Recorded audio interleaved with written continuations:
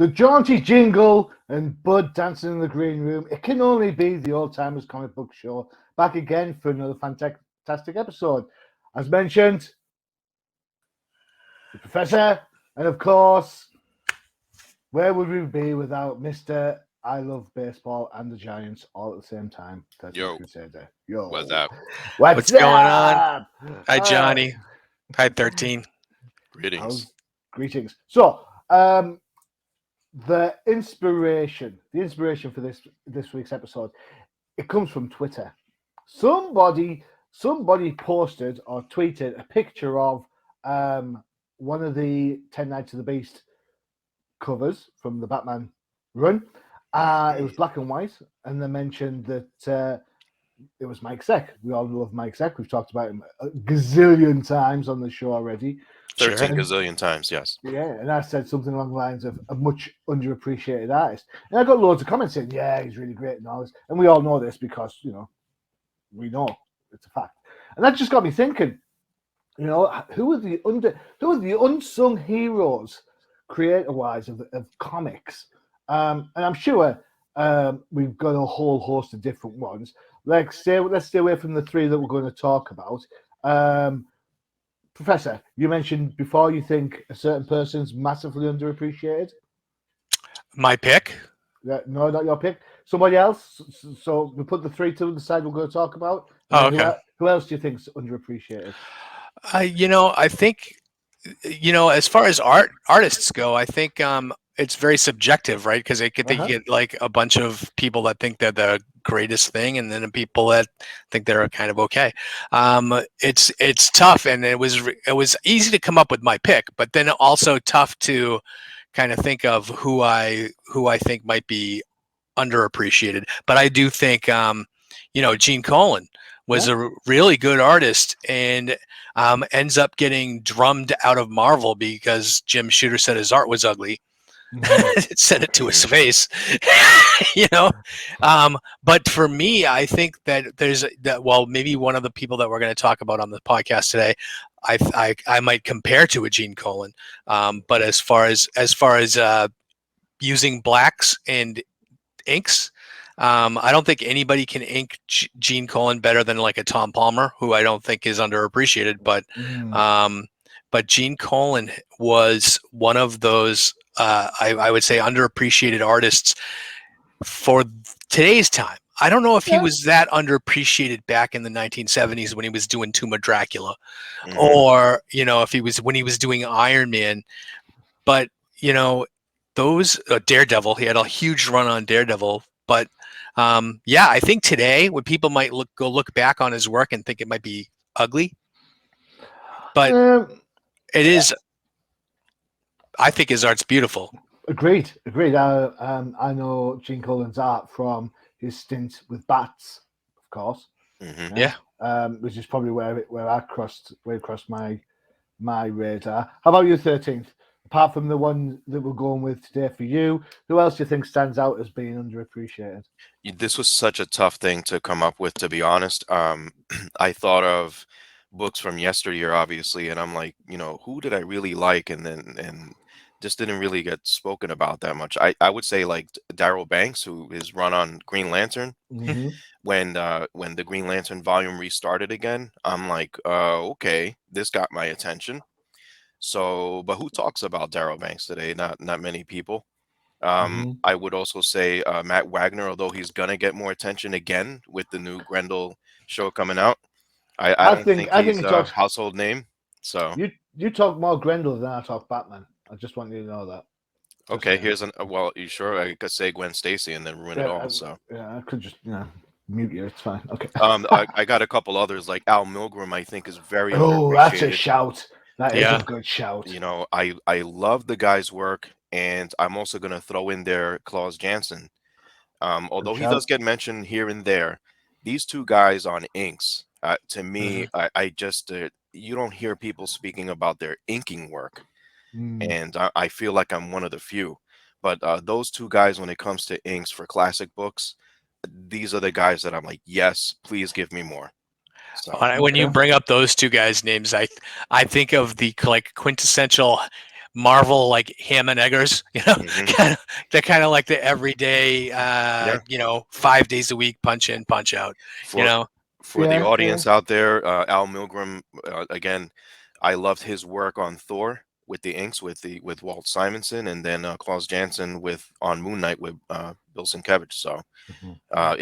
it just went so well together, and those guys helped make it happen. So, but you don't hear people talking about that all the time. For me, I would go somewhere a little. I've got a couple that kind of sprang to my mind when I was thinking about this. Um, I don't think people appreciate Alan Davis as much as they should. Agreed. Really? Okay. Yeah, I agree with that. especially on his Yeah, DC work. His yeah. Catwoman from Detective 572, 573 is absolutely gorgeous. I think he's lost his way a little bit when he's done more recent Avengers stuff. But when he was first starting out, I thought it was just like a breath of Oh, fresh air. Um, and the other one I was going to go with would be Paul Smith on X-Men. Hmm. what Because did he do after X-Men? I have no idea. All right, I have right? no. Because you would have thought that might have been a springboard to something else. Yeah. What But about Terry Austin as well? see, Terry Yeah. Austin, he's linked and inked with Yeah. John Byrne pretty much.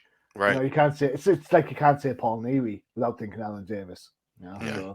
So there's a partnership thing going on there. Hmm. Other than that, I think people like I don't think people talk about Jim Aparo enough, and he's a megastar. Except for you. Yeah, apart from me, yeah. Well, Um, kind of to help Johnny out here, Jim Aparo should be mentioned all the time, to be honest. I mean, he Yeah. was holding it down for Batman for quite a bit and helped make some iconic depictions of Batman. So mhm. Yeah. would He's not have been the same without him. I would say Jim Aparo is the quintessential Bronze Age Batman artist, next to maybe Neil Adams. It's just whenever I think of Batman from the '80s or from the late '70s, I think Jim Aparo. Yeah, I think I throw Marshall Rogers in there too. Marshall, but everyone loves Marshall Rogers. Everyone, Yeah, but like, how often do you hear about? You know what I'm saying? It's like for those that love him, they love him. But everybody it's should not love him. just an everyday conversation. It's just that's how you feel about Jim Aparo. I feel the same way about Marshall Rogers. Um, the only other one I'd even mention, and it would be, and I always get his name wrong, so apologies. It's Irv Novick. Hmm. Hmm. Did I pronounce that right? You did. Yep, cool. Who was on Batman for ages, and when you look at it now, you can clearly see it's like a second generation Neil Adams clone. Mm. It's that whole thing going on. But um, for me, for a lot of people, he'll be everyone's Batman. But hey ho, hey ho. Right, okay, there you go. There's a few of the names that were in consideration when we're thinking of this very, very, very tricky subject. Yeah. So let us get to the picks. Let me just bring up the first book. And we're going with the Professor's Choice first. And you know this guy, don't you? I do. I do. Met him a few years ago. We kind of hit it off. We hang out sometimes. He's an unbelievable human being, and this person, even when I was reading it, I can see why he's underappreciated. When Uh-huh. you look at, so first of all, Jungle Action was a pretty obscure book back then, and the Uh-huh. reason that they put Don, oh, no, we were talking about Don McGregor, by the way. I was Um, going to go through the credits, don't worry. So, Jungle Adventure number 6, featuring the Black Panther. This is from 1973. In the UK, you can pick up this as a very good condition on a bidding site at £125. However, if you want 9.6 from Go Collect, it'll cost you $2,200. Seriously, really? Yes, sure. Oh, Written wow. by Don McGregor, who we're going to talk about. Art by Rick Buckler, who we've spoken again before. Again, another underappreciated artist. Maybe. Yes. You've got Klaus Janson there. He's not underappreciated 13th. He's right there. See? Perfect. Perfect. Letters by Tom Owsichowski and colors by Glennis Wen. There you go. Yeah.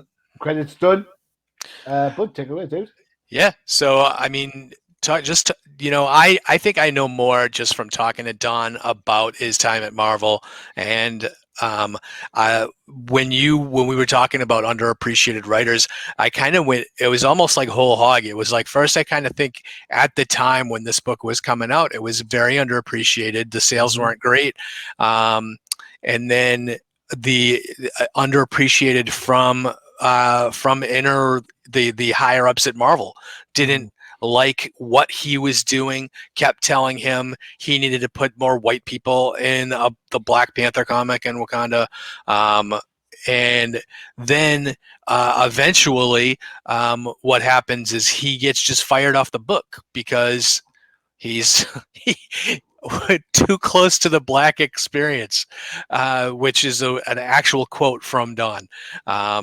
And for me, that was kind of the height of when I think underappreciated. That's kind of the first place I went was to actual Marvel and how they kind of thought about him. But then you go further on, and I mean, when you read Don McGregor's stuff, he's very verbose. He talks a lot in the book. He uses lots of adjectives, and I think that it might be a turnoff to some readers. I actually thought his writing was very prose-like and almost poetic as you go through, but it never ever in his run or in any Don McGregor book that you read is he ever forgiving on that. He is always writes to his level of understanding, and to me that is the greatest thing. And just to kind of know, like, I crawled into Don McGregor's head a little bit to try to understand how exactly it is he writes. And I know some writers just kind of spit out the words on the page, but Don sometimes, and especially for Black Panther, months worth of research went in before he ever put a word down on page. He wanted to make sure that he had Africa right when he was writing about Africans. He wanted to make sure that he had like the tribal systems and how they actually worked set up correctly. And further on back when he did Black Panther in the 80s and he had him going to South Africa, he had to read and totally understand about apartheid before he ever put a word to the page. And he does that in everything that he writes, which sometimes I can see why it might be a little too heavy for some people and why they might not appreciate it when they read it.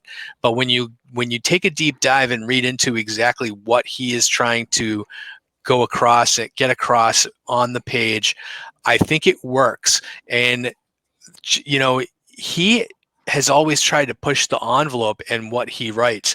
When he's writing that, he is writing from the heart, and he's writing about things that he knows.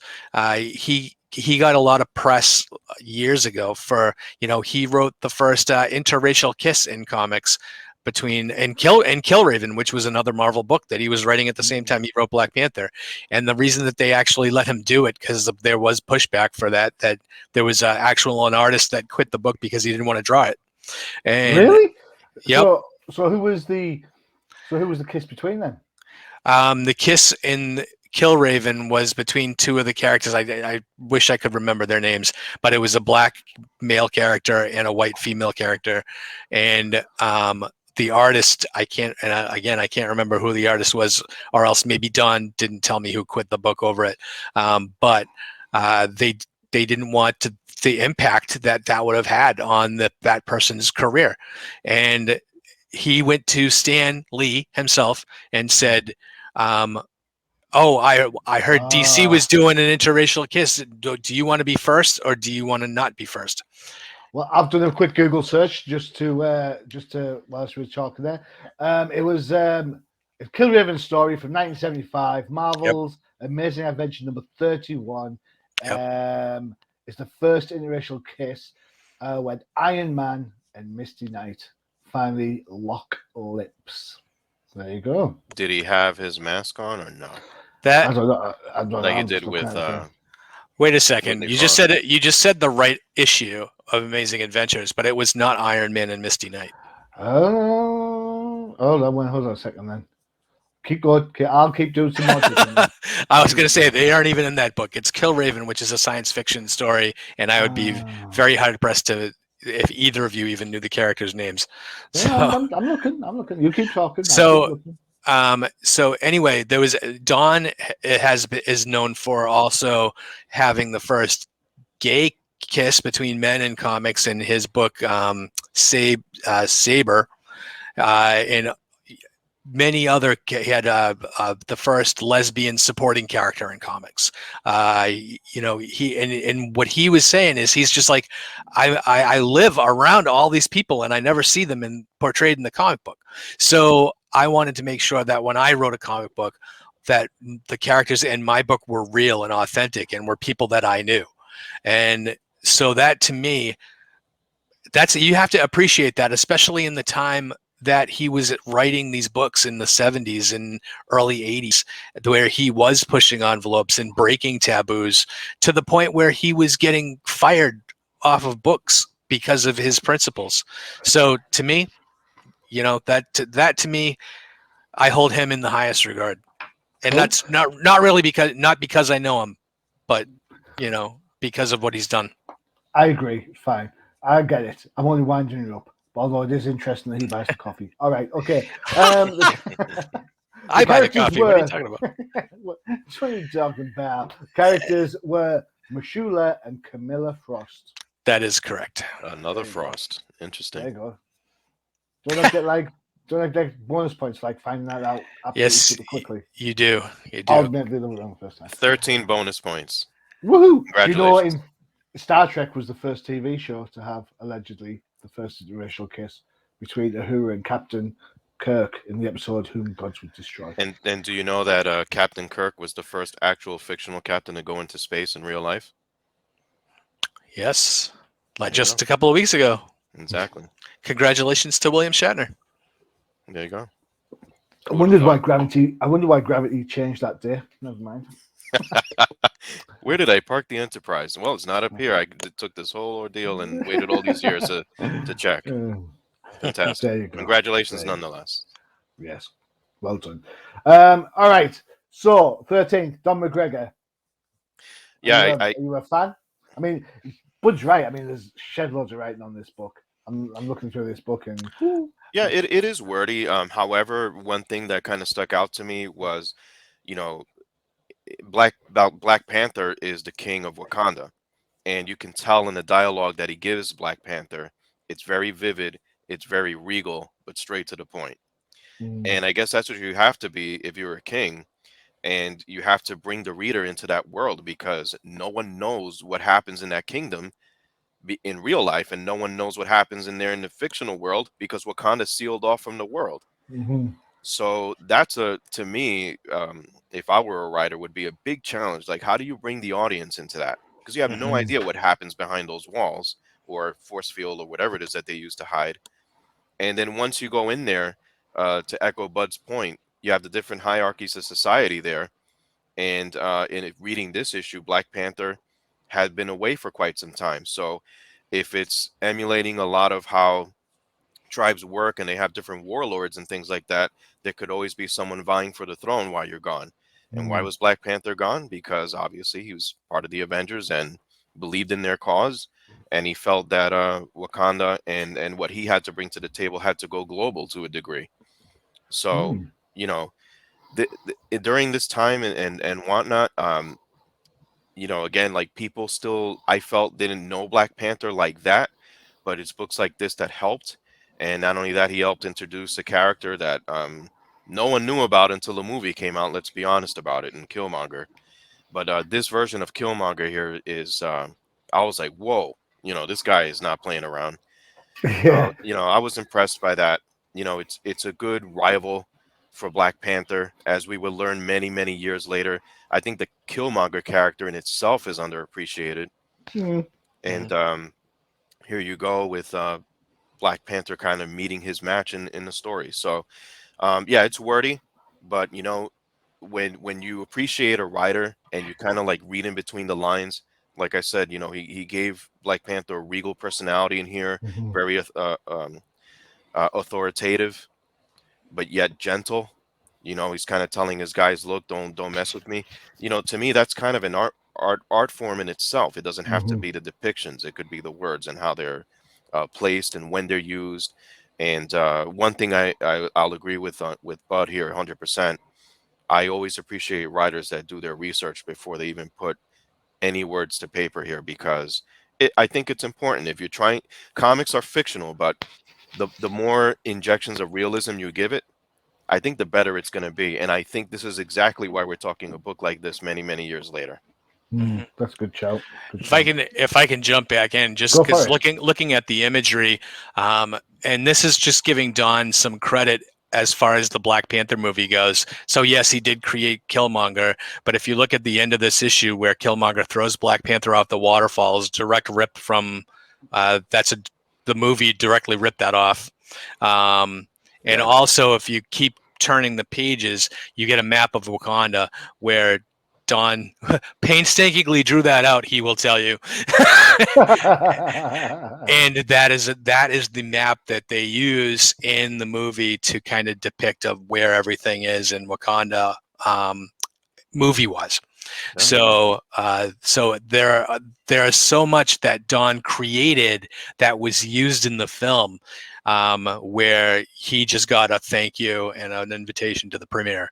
So, you know, but that's one of the things I think we could talk about all day long about writers and artists getting credit for the Yeah. things that they do.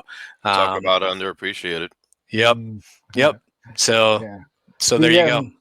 I enjoyed reading this book. It was a bit of a blast from the past, which is why we do old timers. Mhm. I suppose my Black Panther experience comes predominantly from the Fantastic Four, and then some stuff in Avengers. So this is kind of like reading it new for the first time, which I quite like, because it was like, oh, okay. I'd already read about Don McGregor's trials and tribulations in Sean Howe's Marvel storybook, which I put you onto, Yes. Bud, a little while ago, which is still recommended reading for anybody who loves the Marvel universe. So Yep. go check it out. I would call it required reading, not recommended. Yeah. Yeah, essential. Just read the damn Yes. book, all right? Do it. That's it. Yeah, it's because it's class. It's really good. I Do it hope they do a now. DC version, although I don't imagine it's quite as colourful. No. No.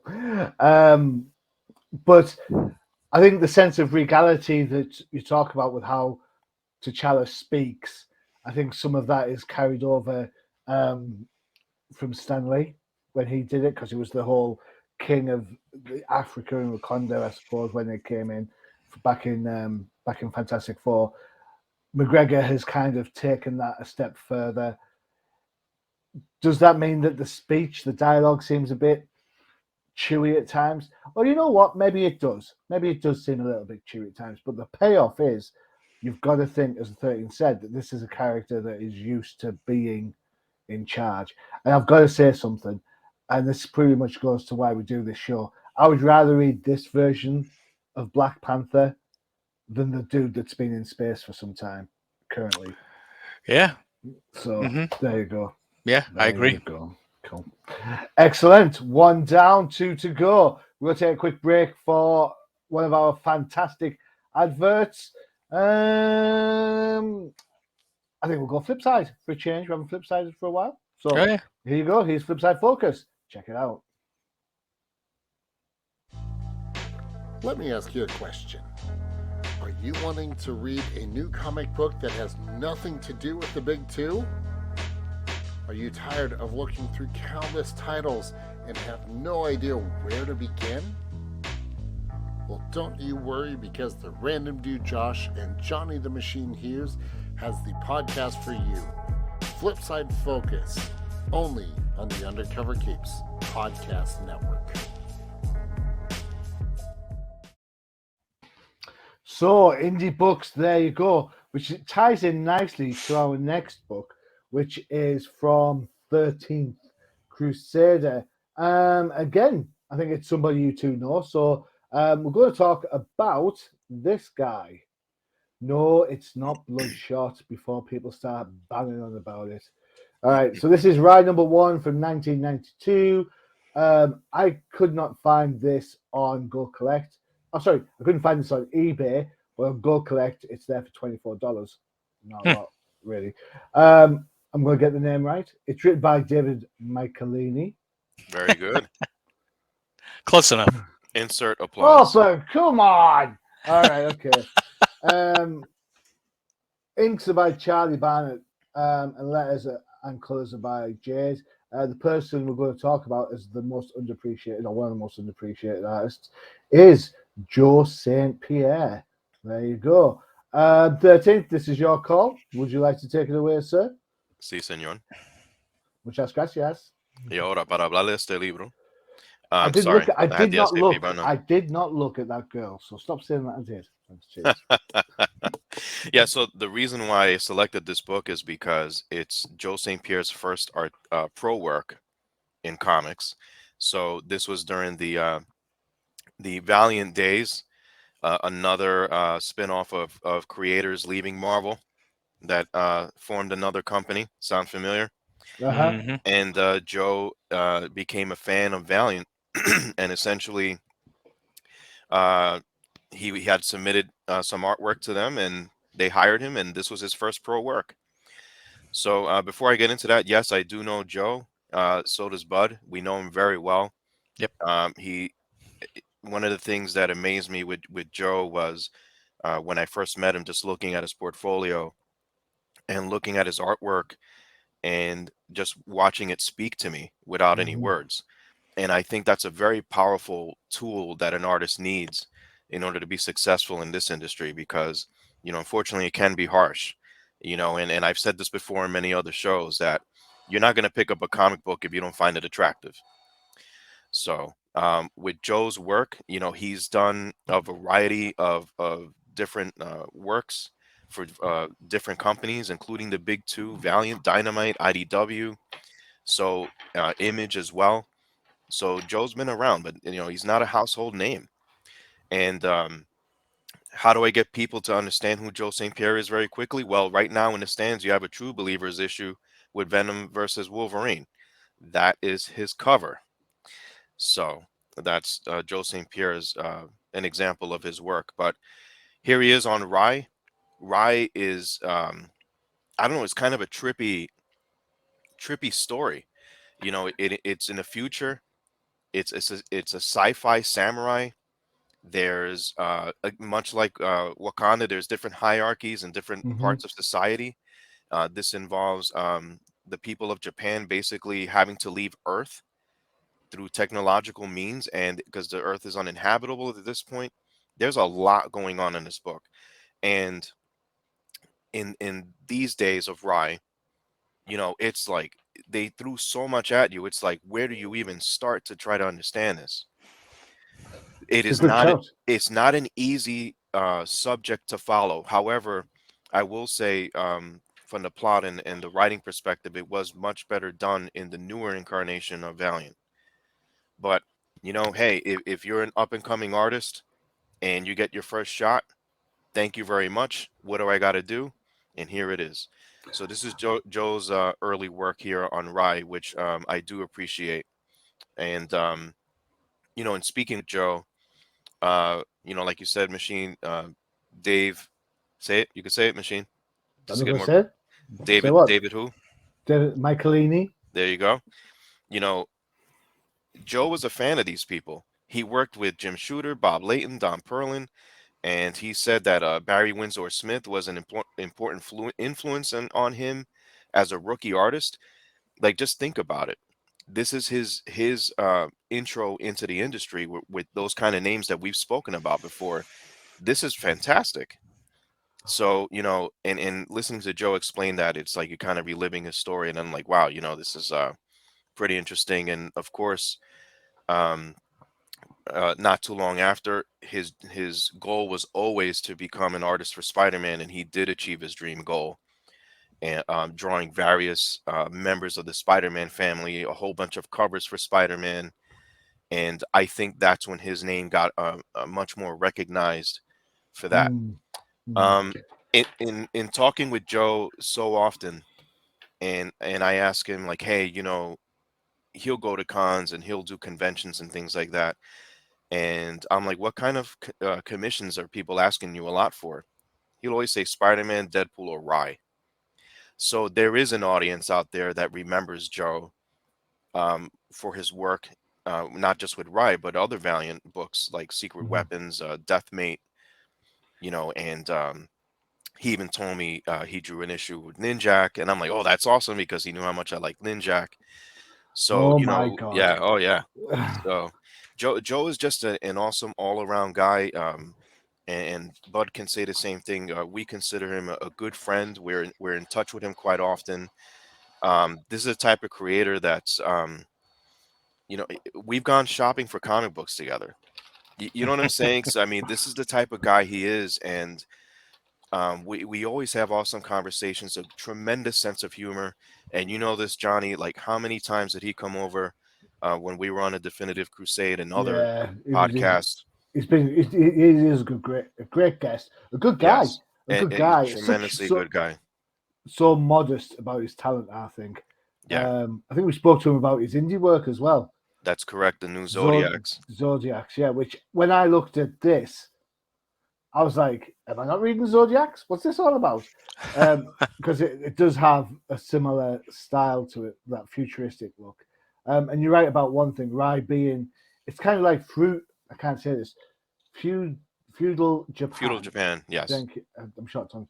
Feudal Japan in space is pretty much where this is.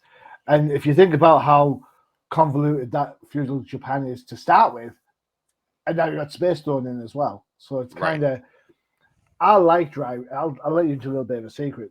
Rai was the very first Valiant book that I bought. Before I bought Exo Man of War, before I bought Eternal Warrior, That's before I awesome. bought Archer and Armstrong, I was like, ooh, that's an interesting character. That's an interesting character design. And I picked it up. It was in the middle of something. I read it and I was like, I have absolutely no idea what's going on. So I think I picked up the next 3 issues just to find out what was going. At which point it got cancelled and replaced by Bloodshot. Yeah, and when Valiant came on the scene, it was a big deal. When Jim Shooter pretty much defected from Marvel, and some other artists came. Sound familiar with the Image Yeah. show that we did?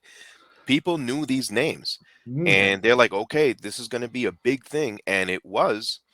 And they were selling their healthy amount of copies, and trying to push out other forms of media under the Valiant brand. And unfortunately, it just collapsed, completely collapsed. But it did start off with a bang, that's for sure. And Rye was one of those titles, and Joe St. Pierre was there for it. Cool. Yeah.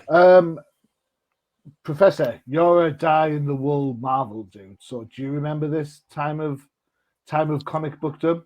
Yeah, I remember.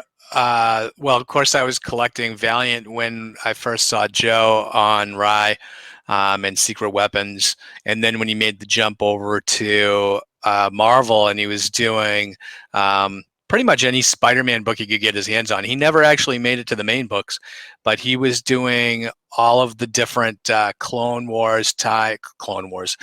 Saga tie-ins. He did a couple of miniseries with Venom, and he did. He was the handpicked fill-in artist for Spider-Man 2099.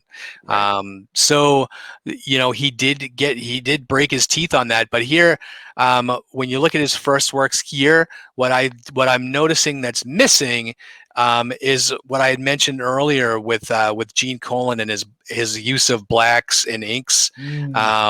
This Joe, I would put on par with Gene Colan as far as his ability to just use blacks in his work and the inks to make his work pop out more. And that's what I kind of feel like. Maybe it's the inking on this, but it didn't pop on this particular issue. But I mean, kudos for it being his first professional artwork. That's great. I don't know if you're going to be able to see this, but I'm going to tell you a story. Can you guys see my phone? 1 second. Let me just get rid of that. Can you guys see that? Just 2 seconds. And what we'll do is we'll just give you the full screen so you can see Yeah. it. So let me see if it'll focus. But this is a piece that I had Joe do for my son for his 20th birthday. which was just a few months ago. And it was amazing through the whole process. You get the whole process of when I asked him to do that for me. And just a little background of my son was born with a heart defect, and he had 3 open heart surgeries. And so him hitting 20 was a really big deal for me, and I'm sure for everybody, my whole family. But my son's name's Logan, and he was named after Wolverine. And my friends used to joke when he was in the hospital that he was getting his adamantium skeleton injected because he was on so many medications. He had so many IVs and tubes going into him that was they said that to kind of lift my spirits a little bit, but we kind of had a joke about it. So when Logan was approaching 20, I asked Joe, would you do a piece for me for him for his birthday? And so we talked about it. We discussed it. He was sending me sketch art and everything. And that was the piece that ended up coming in the mail a month ago, was that Wolverine Weapon X piece, which is now framed down in the basement. And just to the inks on it, the blacks pop and make everything else pop, and I just love that work. He's posted it on his Facebook page, and you can see the industry people that liked that, including the Bob Laytons of the world, that think that it was probably one of the most strongest pieces of artwork that he's posted. So for me, and Joe will tell you this, you are always trying and struggling to get better at your craft, and it doesn't matter how long you've been doing it or how old you are. You're always learning different tricks and different things, and he is just come leaps and bounds, light years away from ride number 1. There's no doubt about that. And like even now from this day, I'm like, why don't you have a job at DC or Marvel, because your work is that great? I don't know if he wants to deal with the bureaucracy of it, to be totally honest with you. But I think he is one of the more underappreciated. If you look at, I would hold up his Spider-Man 2099 right up against Rick Leonardi's, as they looked similar. But I think Joe might edge him out. If I could jump in for a second and just give you a sample of Joe's talent. So on my picture there, that's a commission art piece that Joe St. Pierre did for me, and that Deathstroke pose fighting Ninjak. Just give me 2 seconds. Yeah. What I'll do is I'll drop everyone out so everyone can see this. 2 seconds. Yeah. So that is Deathstroke versus Ninjak that I asked Joe to commission. And that Deathstroke pose is actually me. And Joe got up from his convention chair and just kind of went in front of the table, standing up, looking at me without looking on the drawing board, drawing that. I'm like, how the hell do you do that? So, but then I remember the discussion we had about the inks, and he likes heavy inks. I do too, but it's just how do you apply it and all that. So, I mean, just the conversations that we've had when it comes to art has helped me on a personal level. I've asked him for opinions here and there, and he's given it to me, and he's very honest about it.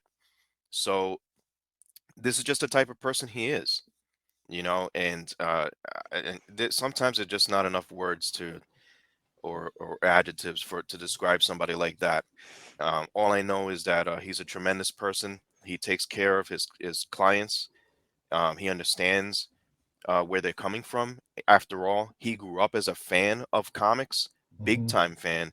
I think that's also underappreciated about him when we've had him on the pods, Johnny, Definitely. with how much knowledge he has from old books and when growing up. And he was born to be in this industry, and that's how you can sum up Joe.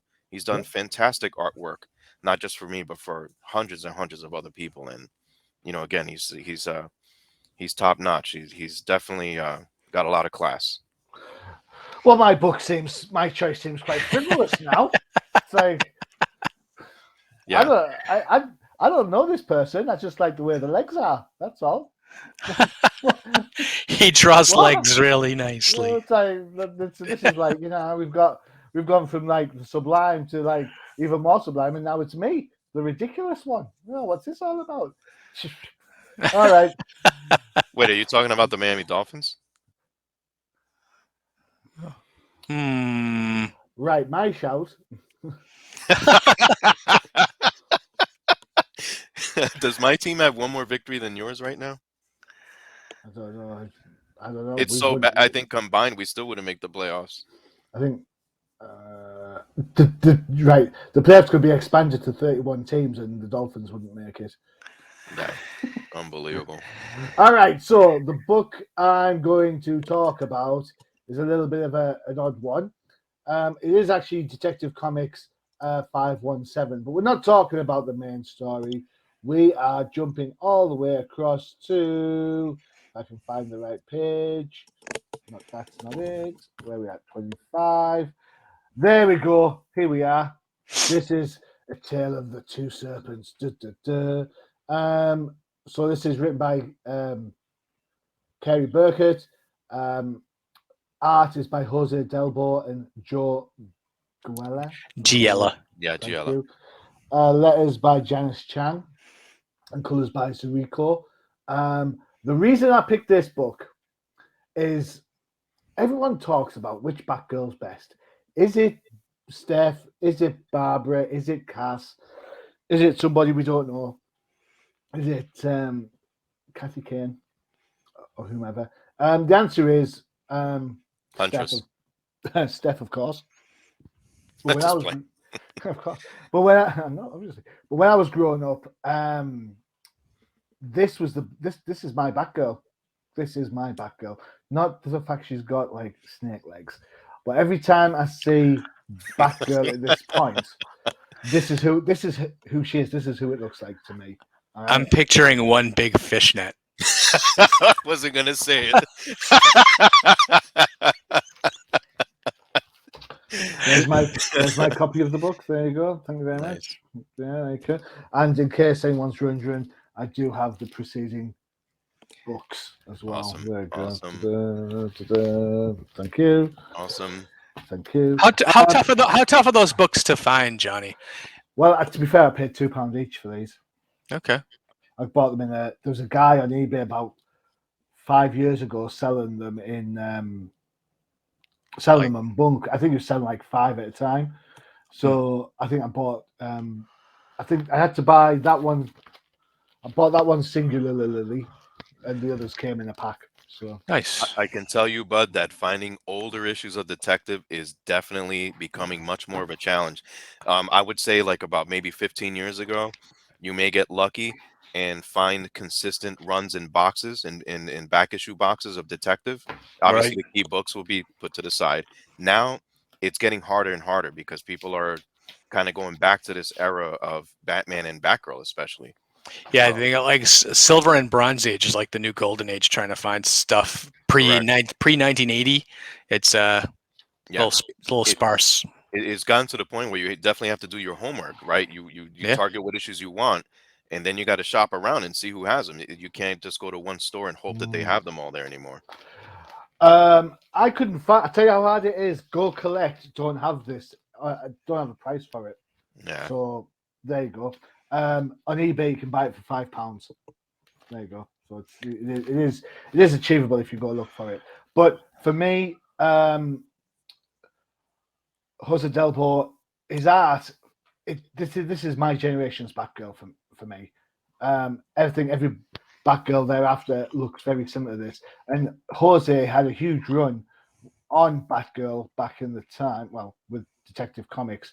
So you can find his work on he's on 488 to 489, so 2 issues there, 491, 493 to 499, then 501, 52, 504 to 506, 508 to 510, and then 512 to 517.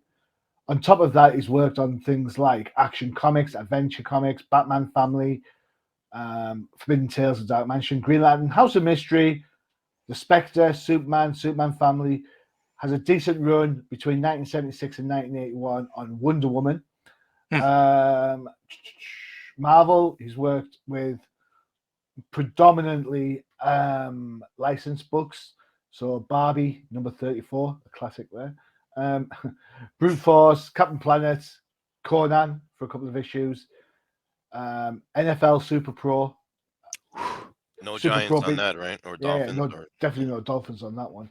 And then Thundercats and Transformers. There you go. We all know Mhm. how much some of us like Transformers. We talked about 2099. He also worked on Ravage 2099 as well. So to say he's got some game is an absolute massive bit of a mistake or an understatement. But for me, this story, for somewhere when I was a kid, I picked up the cover because of the whole what's going on with Batman. And then when I finished it, lo and behold, I got Batgirl as well, and that pretty much sold me on the idea of Detective Comics, where you were getting Batman and a backup story. And for me, as I said, this is my Batgirl. Check out those pins. Wit. Well, no, I don't go for coffees with Jose Delbo or Jose Delbo. And no, he hasn't done me a great picture. Right? So, yeah, there you go. And the climactic battle is, of course, where she's getting in the big fight with Lady Viper. She's there. She turns into a snake as well to use her snake powers before getting cured. That So, reminds me, Johnny, in all fairness, you do have a Batgirl fishnet I commission from do. our pal Hannibal King. I do. It's upstairs Yeah, on the wall. yeah. It's a Stephanie Brown Batgirl as well. Hmm. Yeah. Wit, woo, woo, woo. Um, I'll go with 13th first because he's a DC guy. 13th, your take on Jose's work on Batgirl? The first thing I thought of was exactly what you said earlier, Batman family with the Mhm, Batgirl, the appearance.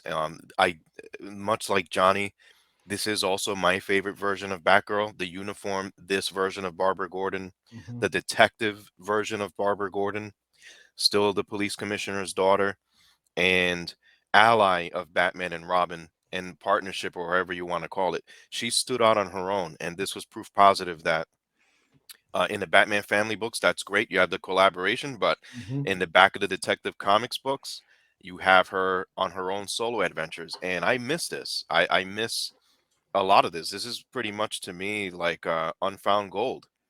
You mhm, know, you know that it existed at one point. It's been buried, probably in the trenches of comic book boxes and in the trenches of comic book stores.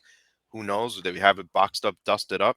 Well, take them out because there are fans out here that are looking for these books, and there's a good reason why.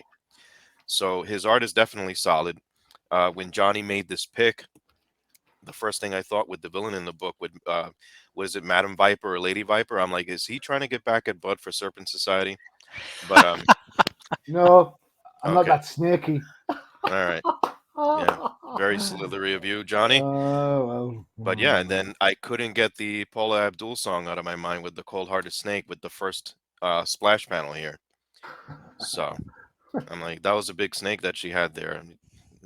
Yeah, so um, I'm gonna spare the bad jokes here, Please, please, other than please she do. wasn't holding her serpent's tail with two hands. But anyways, um, Anyways.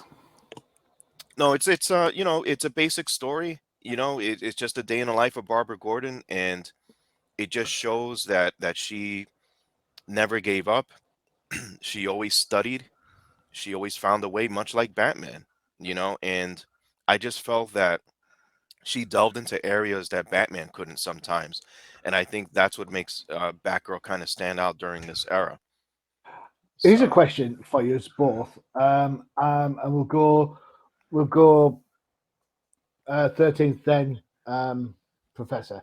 Do you miss stories like this? You've described it as a day in the life of. It mhm. seems nowadays everything's an event book, it's tied in somewhere. Do you miss just a straight up normal comic book story that's done in Mhm. maybe one or two issues? I'll start by saying everyone's definition of what an event is today is different because what I see a lot of are announcements, rehashes, modifications, and things like that. In this era, like a day in a life meant Batgirl took it upon herself to go do it, to do a service for society. Mhm. And she was extremely intelligent. She learned kind of on the fly, right? Because in the beginning, she didn't have that kind of experience. She trained herself, Mhm. much like Batman, but her training maybe wasn't as rigorous. But her brain is, I think, the most underappreciated aspect of the Barbara Gordon Batgirl of this era. And yes, to answer your question, the backup features are sorely missed. And the reason why I say that, the first Batman story in this book, all right, I could do a bad pun and say it sucked because it had something to do with vampires. Hmm. Drum roll, please. But let's just say that's not your thing. But then you get to the Batgirl feature of the book and you're like, oh, yeah, I love this part. This is what the benefit of having a very good, solid backup story is. And not to mention, it opens up the opportunity for up and coming talent to showcase their stuff in a Mm. widely published book at this time, like Detective Comics. If your name's getting in Detective Comics, sooner or later someone's going to recognize it. And here we are talking about Jose Delbo. Joe Giella too is also unappreciated, but while we're at Yeah. it, Yeah. Golden Age. Joe Giel is a Golden Age guy. correct. Who talks Yeah. about him? Nobody. So, yeah, I miss it. I miss it, man, a lot. So, Bud, I know you've said you collected Batman at times. Was Yeah. this a bit of a blast from the past for you? Do you remember this first time round? Or was it like, what? No, because I started collecting Batman after this. So like around like Crisis, Okay. after Crisis ended, I started buying Batman. But the format, these 8-page backups, I love because it is kind of a character building. If you're not used to a character, it gets you used to the character. Um, these, and I don't. I'm sure nobody does this anymore. But like editors used to have drawers full of backup stories Hmm. just in case someone missed a deadline. They could just throw a story in the back of the book. Um, and that's kind of like what I love these, because they almost feel like they're out of continuity. You don't have to really kind of read up to understand the book.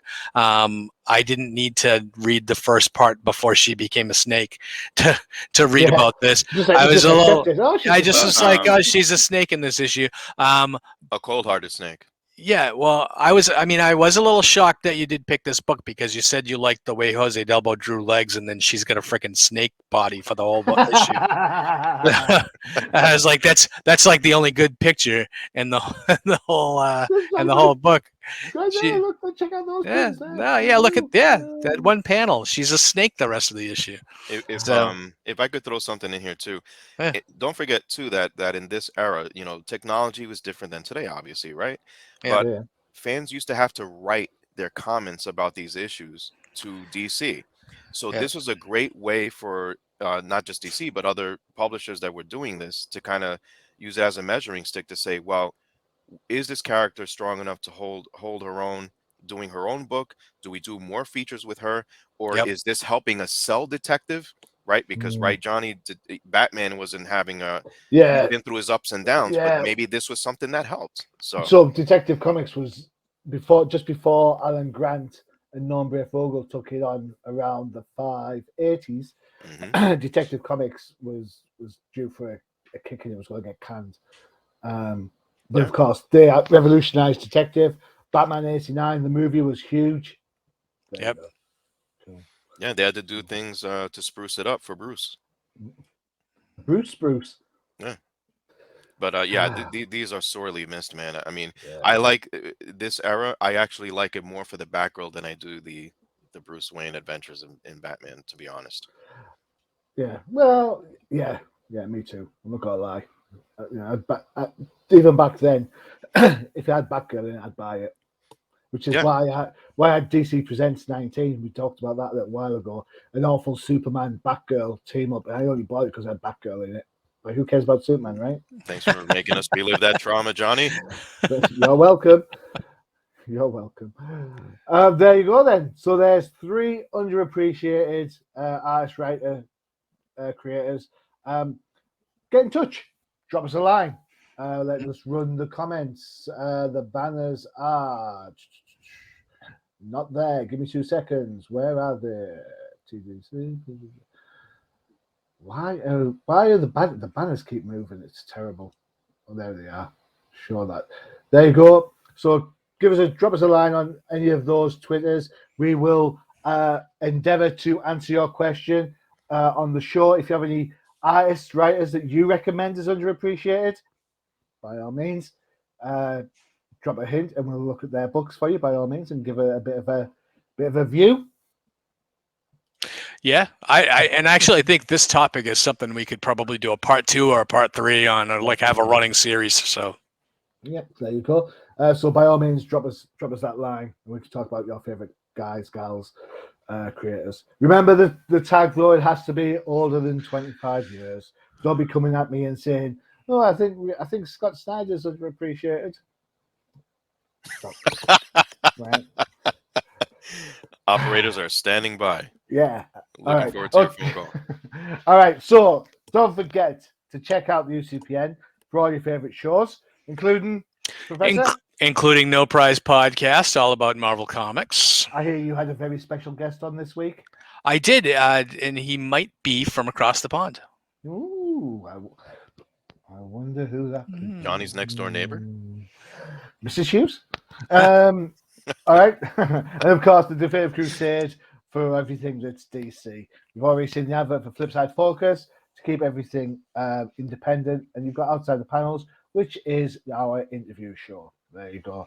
Recent episode and features Eagle Force. I won't tell you what Bud said about Eagle Force. You have to watch No Prize for that. Yeah, watch that. And don't forget to watch our previous episodes of the Old Timers Comic Book Show. Definitely, so you can see what the hell we're talking about. You can see those on our YouTube channel, Comic Crusaders World. Just type that in, or type Old Timers into your YouTube search, and all of our episodes are on there. If you're looking in the Wikipedia and you type up Old Timers, you will not see our pictures there because we are not old. Just saying. Yeah, Old Timers. Where the hosts aren't old, but the comics most certainly are. Cool. Excellent. Professor, thank you very much for spending the time. Really thank you very much for having me. Thank you. 13th, always a pleasure, sir. Likewise. Excellent. All right. It's about that time. Are you ready for some football? Because we're out and we'll go check out the Dolphins lose to the Falcons. Where's my aspirin? All right. Adios. Hasta la vista.